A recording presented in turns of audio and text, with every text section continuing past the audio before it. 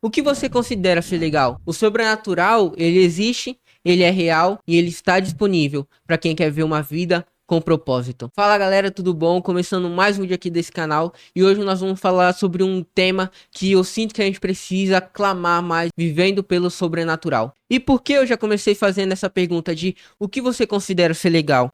Porque ao meu ver, a minha opinião, você pode ter a sua, mas na minha opinião, eu acho que a gente considera muito legal, as pessoas consideram muito ser legal é você ir pra festas, é você ir pra balada, é você ir pra bailes, é você beber até cair, é você ir pra lugares que você não sabe nem como vai voltar pra casa. A maioria das pessoas consideram isso ser legal. O que eu tenho entendido nesses anos como cristão, como servo de Deus, como filho de Deus, é que o legal tem se tornado pra mim é chegar numa pessoa que precisa de cura, estender as mãos sobre ela com coragem, com ousadia, e essa pessoa ser curada.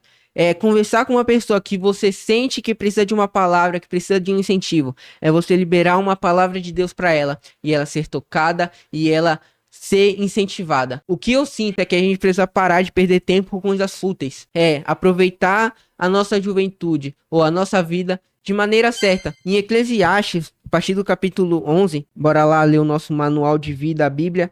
Eclesiastes no capítulo 11, a partir do versículo 9. Alegre-se, jovem, na sua mocidade. Seja feliz o seu coração nos dias da sua juventude. Siga por onde seu coração mandar, até onde a sua vista alcançar. Mas saiba que por todas essas coisas, Deus o trará a julgamento.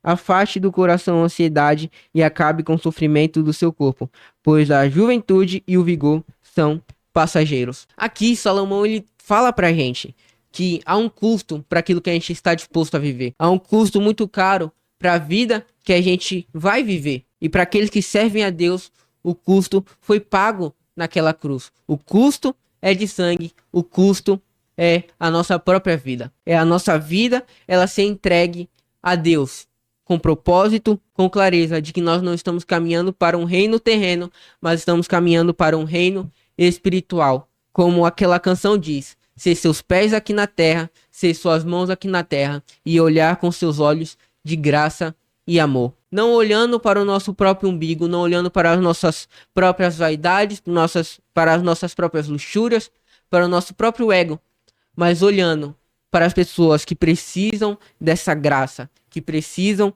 desse amor. Chegar nelas e apresentar, não a nós, mas apresentar o real protagonista das nossas vidas, Jesus Cristo de Nazaré. Ele é o real protagonista da minha vida, ele é o real protagonista que deve ser da sua vida.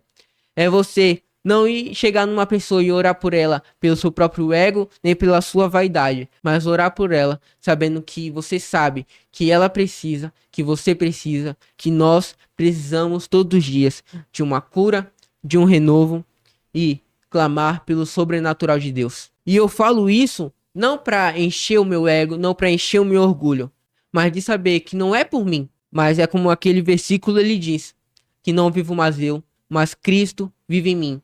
O que o Espírito Santo traz sobre nossas vidas é que nós precisamos de uma reforma.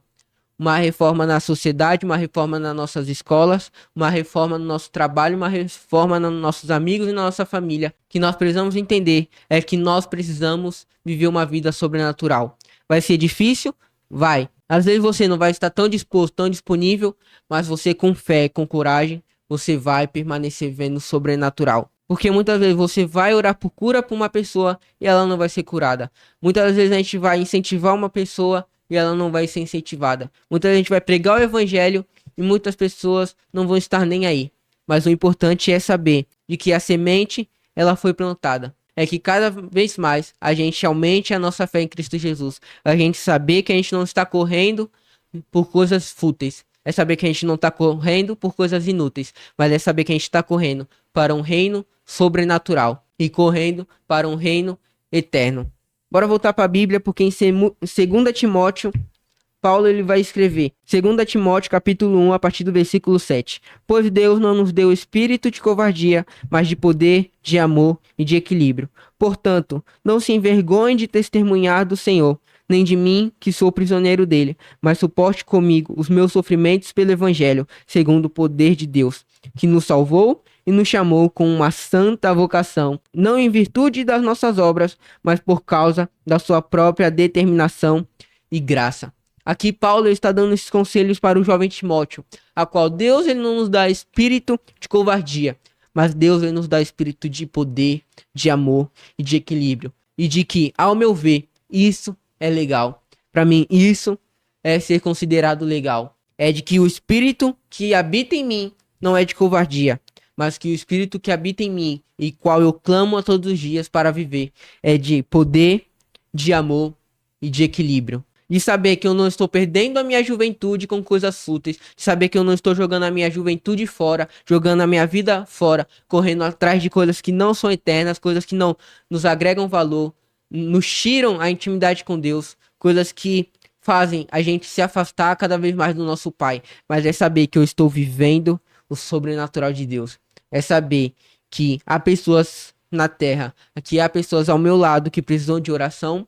Que precisam de uma palavra de Deus, que elas precisam entender o que eu também entendo, que é viver uma vida de um evangelho pleno, um evangelho que ele não é parado, mas de um evangelho que ele se move. Quando a gente lê em Atos, a gente vê os apóstolos, os discípulos vivendo coisas sobrenaturais, testemunhando milagres e curas que a gente daria a nossa vida para ver. E esse livro de Atos, ele não tem fim, mas que ele até hoje, ele vai caminhando.